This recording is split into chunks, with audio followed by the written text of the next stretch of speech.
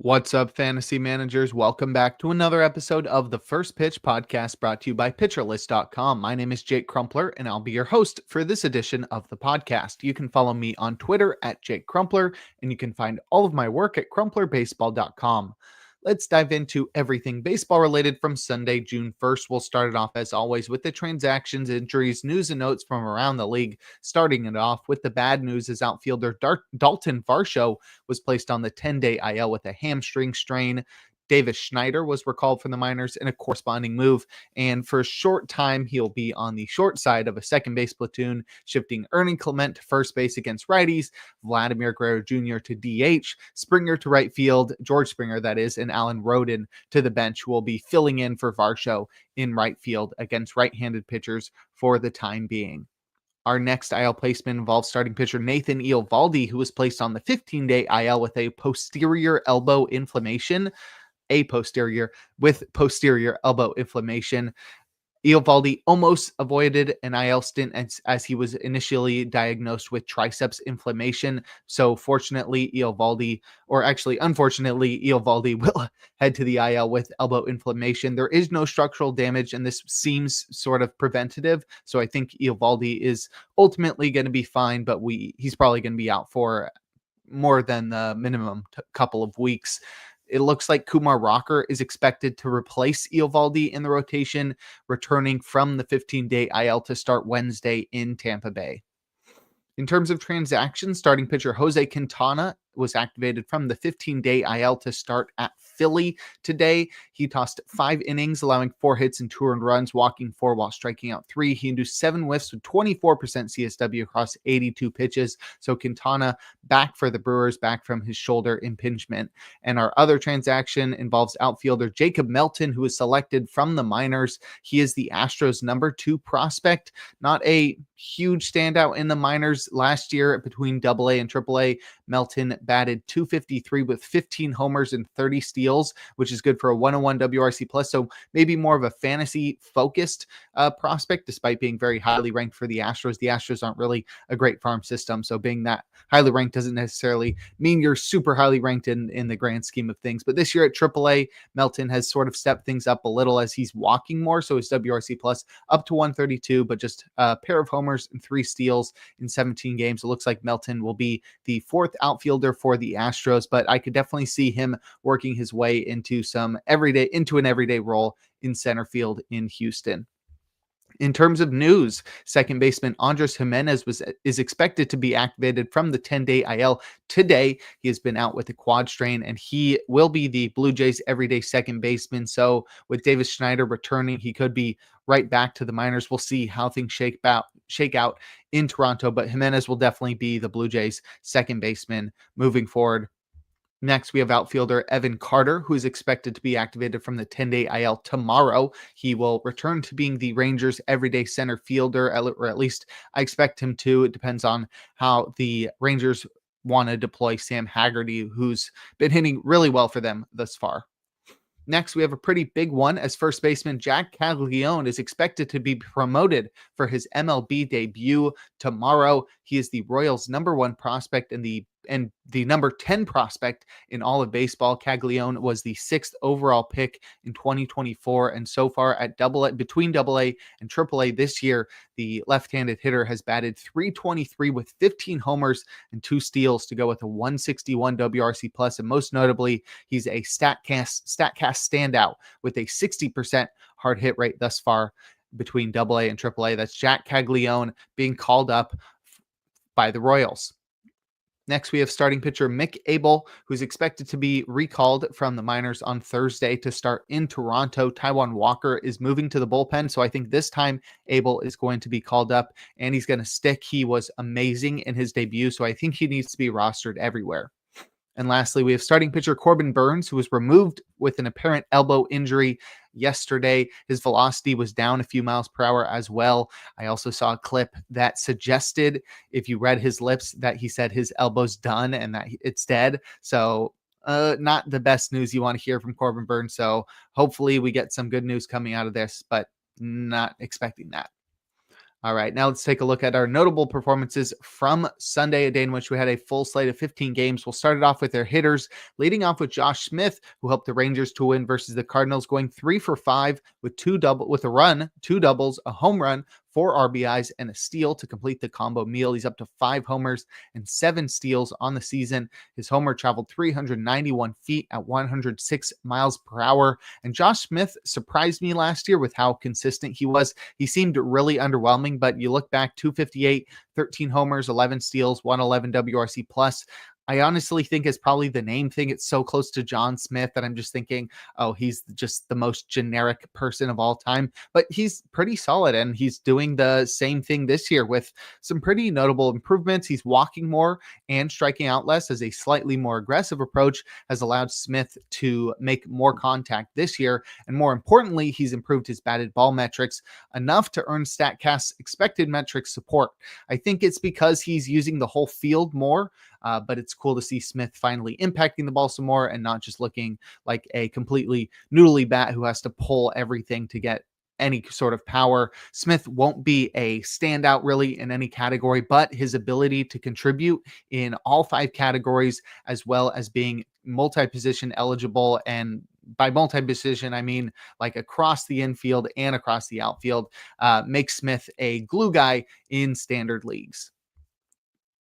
Next, we have Addison Barger, who helped the Blue Jays to win versus the A's, going 1 for 4 with a run, a home run, and 3 runs batted in. It was his 5th homer of the year, and it traveled 412 miles per hour at 112 miles. It traveled 412 feet at 112 miles per hour. I thought I could pull that off. I did not. Barger was a highly regarded prospect of the Blue Jays, and they've been giving him every opportunity to establish himself in the majors. His debut was underwhelming last year, but he seems to be locking in as a sophomore this year. He's making much smarter swing decisions this year, and it's turned him into a StatCast standout with a 13% barrel rate and an eye-catching 57% hard hit rate. Barger's actually underperforming his already impressive numbers, made apparent by that 13% barrel rate and 57% hard hit rate. He's batting .267 with an .816 OPS, but StatCast suggests that there's a lot higher ceiling for Barger. He's now homered in 3 straight games, and I think we're finally starting to see the results catch up to his process, and I think it's time to pick up Barger everywhere. Lastly, we've got Tyler Freeman, who did all he could, but the Rockies lost in Queens. He went 2 for 3 with a run, a home run, 2 RBIs, and a steal to complete the combo meal. It was his first homer of the year and his 4th steal of the year, and the homer traveled 385 feet at 101 miles per hour. And this was Freeman's first homer as a Rocky, and he was a pretty useful utility guy in Cleveland last year, but the move to Colorado has not been kind to him. I'd love to do a study to see if a first-year Rockies player performs worse at home. That's been the case for Freeman thus far, and logically it seems to make sense to me, as hitters sort of have to adjust with the different movement of the ball in Coors and sort of getting acclimated to the thinner air there sort of physically. And anecdotally, I can sort of think of plenty of guys that have faltered after moving to Coors. The first one that comes to mind is Daniel Murphy, but I'd really want the numbers to back it up to really assert this statement. But anyway, Tyler Freeman, I'd probably not pick him up. There's nothing really there to support picking him up in fantasy. But if you'd like a breakdown of other notable hitting performances from Sunday, check out the Daily Batters Box article over on pitcherlist.com. Now we'll head to the mound and check out some notable starting pitching performances, opening with Chris Paddack, who did all he could, but the Twins lost in Seattle. Paddack tossed 8 innings, allowing 4 hits and 1 run. He walked 1 while striking out 10, inducing 17 whiffs with 32% CSW across 110 pitches. Paddack disappointed last time out against the Guardians, but he bounced back with a dominant outing in Seattle this time out. His fastball sat 93 to 94 miles per hour with 17 to 18 inches of IVB, and it earned 74% strikes and 33% CSW, but it was the slider that was his standout pitch, though, as it finally showed up with a little extra velocity as it looked more like a cutter, but it returned 5 whiffs and 41% CSW, and the slider success masked the changeup's lack of it, as the changeup returned just 52% strikes, but we did get bonus curves for 60% strikes to help out. Paddock isn't doing everything we want this year, but it's really hard to argue with the results since that rocky opening outing. He's still got a 3.58 ERA and a 1.13 whip on the season despite that. And he gets the Blue Jays next, and I think we got to keep starting him there. Next, we've got Ryan Yarbrough, who helped the Yankees to a win in Hollywood, tossing 6 innings, allowing 4 hits and 1 run. He walked nobody while striking out 5, inducing 17 whiffs with 33% CSW across 93 pitches. And I sort of brushed Yarbrough off as a streamer when in the last time I talked about him, but I really think we need to start considering Yarbrough as something more than that. It really looks like he needs to be a pitcher that we need to hold on the season now. 2.83 ERA, 0.99 whip. In this one, Yarbrough's cutter was magnificent. His sweeper returned 7 whiffs, and his sinker logged 36% CSW, and all of this was against the Dodgers. It feels weird, but I think we have to Vargas roll Yarbrough and pick him up everywhere for his start against the Red Sox next. And lastly, we've got Hayden Birdsong, who helped the Giants to win in Miami, tossing 5 1/3 innings, allowing 5 hits and 1 run while walking nobody and striking out 5, inducing 12 whiffs with 25% CSW across 88 pitches. And it was chaotic, but he got the job done against the lowly Marlins. Curveballs and changeups combined for just 50% CSW, but Birdsong's slider made up for them with 76% strikes. His four-seamer had 19 inches of vert at 96 miles per hour for 70% strikes, and honestly, that was enough. He's maddening to watch, but his stuff is so good. That fastball is electric, and with that plethora of secondaries to sort of support that pitch, it's really just as long as Birdsong can find enough strikes, he's going to have success. And I think you just have to keep starting him, even with the Braves up next. But if you'd like a breakdown of every single start from Sunday, give the Plus Pitch podcast a listen and check out Nick's daily SP roundup over on pitcherlist.com. Now we'll head to the bullpen and check out the relievers that got saves and the closers that pitched outside of save situations or blew their saves. Starting with the former, Edwin Diaz recorded his 13th save with a scoreless 9th. Robert Suarez is up to 19 saves.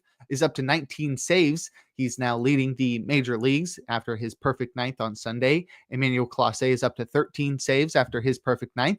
Will Vest recorded his 9th save with a perfect 9th. Josh Hader recorded his 15th save with a perfect 9th. Aroldis Chapman is up to 9 saves after his hitless 9th. Brian Baker recorded his first save of the season as Felix Bautista had pitched on back-to-back days. Trevor McGill is up to 11 saves now. Camilo Doval is up to 7 as he recorded the final 4 outs without allowing a run. And lastly, Justin Martinez recorded his 4th save with a perfect 9th. And in terms of closers to pitch outside of save situations or blow their saves, Raisel Iglesias has pitched a perfect 9th, down by 2. He hadn't pitched since Thursday, and the Braves have today off, so I think they wanted to get him some work. The same can be said for Jordan Romano, who surrendered a run while pitching the 9th, down by 2. The Phillies are off today, and Romano hadn't pitched since Thursday.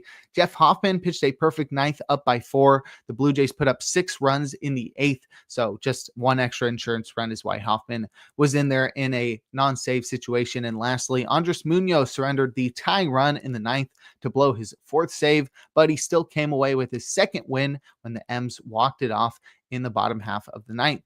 But if you'd like more information on relievers, check out Rick Graham's weekly articles over on pitcherlist.com. And before we look forward to today's games, we're going to take a quick break. All right, now we'll look forward to Monday, June 2nd, a day in which we'll have just 7 games on the slate. My matchup of the day is not a great one. There's really not many great pitching matchups on Monday. We'll have Max Meyer versus Herman Marquez. I really just want to see Max Meyer do well. Marquez is, a Rockies pitcher, not somebody that we're super invested in. But Max Meyer has really been disappointing recently, but we saw the heights that he can reach, and I want to see him do this here against Rocky Road. In terms of probable starters, we've got 3 guys in the auto starts tier. We've got, including Joe Ryan in Sacramento, Logan Webb versus the Padres, and Jack Flaherty on the south side of Chicago. We've got 2 guys in our probably starts tier, and we've got 3 guys in our questionable starts tier, and that's where we'll find our streamer of the day in Brian Bayo versus the Angels. He could probably get the job done here. We haven't really seen a start this year where Bayo had all 3 of his pitches working, but if he's got the slider working in this one, he should be able to take down a right-handed heavy Angels lineup. I'd also keep an eye out for Stephen Kolek against the Giants. He's a Toby, so the ceiling is not super high here in San Francisco, but Kolek could get the job done. He is in the do not start tier, so keep that in mind. In terms of hitter suggestions, it's a short slate, so I'm going to give some suggestions for just singular hitters against pitchers that they've had success against in the past. The first one is Luis Arias, who's been really good against Logan Webb, batting .615 in 13 at bats. So maybe stream Luis Arias against Logan Webb. And I'd also look at Kerry Carpenter versus Jonathan Cannon. He's batted .571 with a pair of homers in just 7 at bats against Cannon. So maybe Carpenter can send another ball over the wall on Tuesday. And now we'll close things out with our relievers to watch. Really just any reliever that's available on Tuesday, because every single closer is going to be available because they didn't pitch too much over the weekend. So, and I keep saying Tuesday, I meant Monday. All right, but that'll do it for today's episode of the First Pitch Podcast. Make sure to head on over to pitcherlist.com to check out all of the great articles and features we have on the site. Sign up for PL Plus or PL Pro to gain access to the Discord and to support the Pitcher List staff. You can follow me on Twitter at Jake Crumpler. Tune in live on YouTube tomorrow and every day for a new installment of the podcast. And make sure to enjoy the day as we are blessed with another day of baseball.